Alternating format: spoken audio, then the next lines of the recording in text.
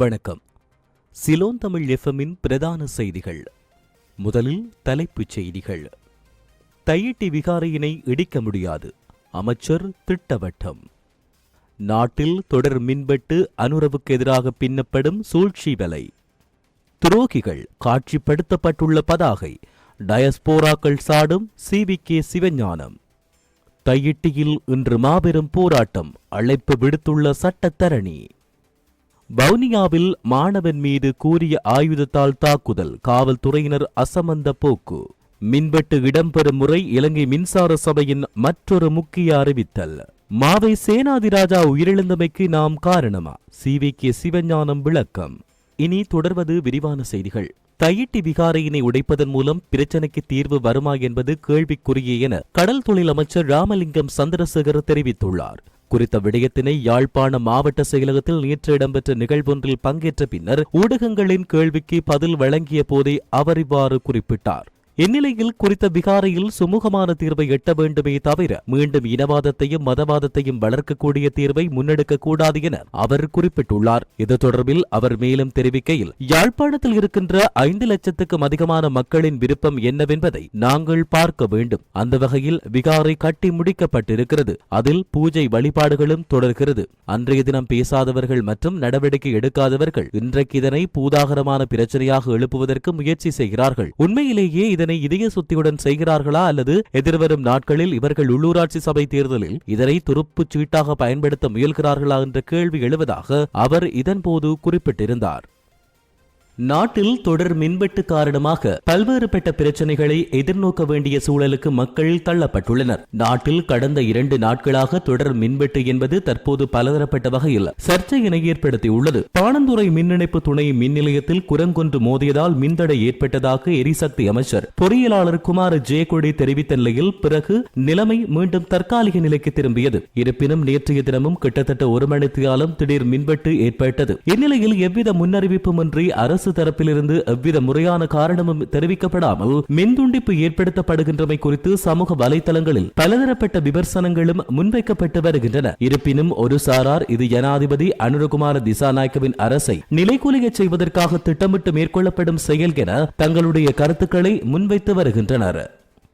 மறைந்த தலைவர் மாவை சேனாதிராஜாவின் இறுதிச் சடங்கு நடைபெற்ற மயானத்தில் 18 பேருக்கு எதிராக அனாமதேய பதாகையை காட்சிப்படுத்தியதன் பின்னணியில் உள்நாட்டு வெளிநாட்டு சக்திகள் பல காணப்படுவதாக இலங்கை தமிழரசு கட்சியின் பதில் தலைவர் சிவிகே சிவஞானம் குற்றம் சாட்டியுள்ளார். அத்துடன் எமது கட்சியை சிதைத்து ஓரம் கட்டுவதே அந்த சக்திகளின் பிரதான நோக்கமாக இருக்கிறது என்பதை புரிந்து கொள்ள வேண்டும் என்றும் அந்த விடயம் தொடர்பில் முழுமையான விசாரணைகள் அவசியம் என்றும் அவர் வலியுறுத்தியுள்ளார். யாழ்ப்பாணம் நல்லூரில் உள்ள அவரின் இல்லத்தில் கடந்த திங்கட்கிழமை நடைபெற்ற ஊடகவியலாளர் சந்திப்பில் கலந்து கொண்டு உரையாற்றிய போதே அவர் இவ்வாறு தெரிவித்துள்ளார். தமிழ் மக்களுடைய காணிகளை அபகரித்து கட்டப்பட்டுள்ள திஸ்ஸ விகாரையை அகற்றுமாறு கோரி இன்று பிற்பகல் 4 மணிக்கு பாரிய எதிர்ப்பு போராட்டம் ஒன்று இடம்பெறவுள்ளது. குறித்த எதிர்ப்பு போராட்டத்தில் காணிகளை பறிகொடுத்த மக்களும் தமிழ் தேசிய மக்கள் முன்னணியும் கலந்து கொள்ள உள்ளனர். இந்த போராட்டத்தில் தமிழ் தாய்மார்களையும் கலந்து கொள்ளுமாறு சட்டத்தரணி சுகாஸ் கனகரத்தினத்தால் அழைப்பு விடுக்கப்பட்டுள்ளது. பூர்வீக நிலத்தின் உரிமையாளர்களாகிய நாம் உரிமங்களுடன் இருக்கையில் விகாரை நிர்மாணிக்கப்பட்ட நிலப்பரப்பும் அதை அண்டியுள்ள மக்களின் காணி நிலங்களும் விகாரைக்கு என்று கூறுவதை ஏற்றுக்கொள்ள முடியாது என தையிட்டி காணி உரிமையாளர்கள் சுட்டிக்காட்டி இருக்கின்றமை குறிப்பிடத்தக்கது.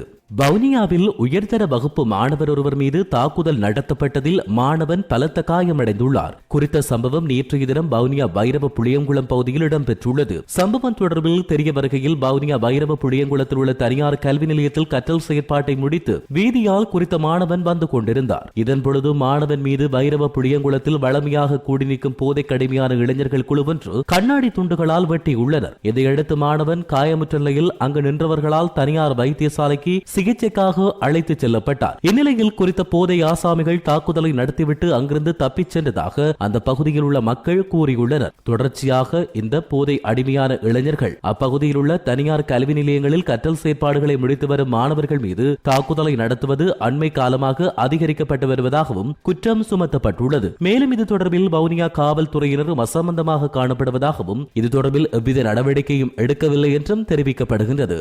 மின்வெட்டு இடம்பெறும் முறை தொடர்பில் புதிய அறிவிப்பொன்றை இலங்கை மின்சார சபை வெளியிட்டுள்ளது. தமது பிராந்தியங்களில் மின்வெட்டு இடம்பெறும் முறை குறித்து அறிந்து கொள்வதற்காக புதிய முறைமையொன்றை இலங்கை மின்சார சபை நடைமுறைப்படுத்தியுள்ளது. மின்சார சபையின் தொலைபேசி செயலி மூலம் அல்லது 1987 என்ற தொலைபேசி எண்ணுக்கு குறுஞ்செய்தி அனுப்புவதனூடாக மின்வெட்டு இடம்பெறுகின்ற முறை குறித்து அறிந்து கொள்ள முடியும் என அதில் கூறப்பட்டுள்ளது. இதேவேளை மின்சார சபையால் அறிமுகப்படுத்தப்பட்ட https://dmceb.lk என்கின்ற இணையதளத்துக்குள் பிரவேசிப்பதன் மூலமாகவும் மின்வெட்டு இடம்பெறும் முறை குறித்து அறிந்து கொள்ள முடியும் எனவும் இலங்கை மின்சார சபை தெரிவித்துள்ளது.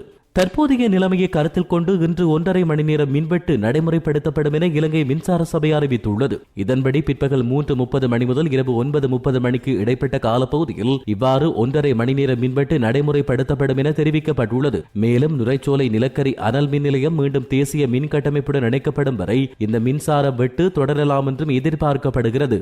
இலங்கை தமிழரசு கட்சியின் மூத்த தலைவர் மாவை சேனாதிராஜா உயிரிழந்தமைக்கு நாம் தான் காரணம் என்று கூறுவது முற்றிலும் பொய்யானது என கட்சியின் பதில் தலைவர் CVK சிவஞானம் தெரிவித்துள்ளார். ஊடகங்களை சந்தித்து கருத்துரைத்த போதே அவர் மேற்கண்டவாறு குறிப்பிட்டுள்ளார். இது தொடர்பாக அவர் மேலும் தெரிவிக்கையில், மாவை சேனாதிராஜா வைத்தியசாலையில் அனுமதிக்கப்படுவதற்கு முன்னரும் நாம் அவருடன் நல்ல முறையிலேயே கலந்துரையாடியுள்ளோம். இவ்வாறு இருக்கையில் எங்களால் அவரின் உடல்நலம் குன்றியது என்று கூறும் விடயங்கள் முற்றிலும் பொய்யானது மற்றும் தவறானது என CVK சிவஞானம் குறிப்பிட்டுள்ளார்.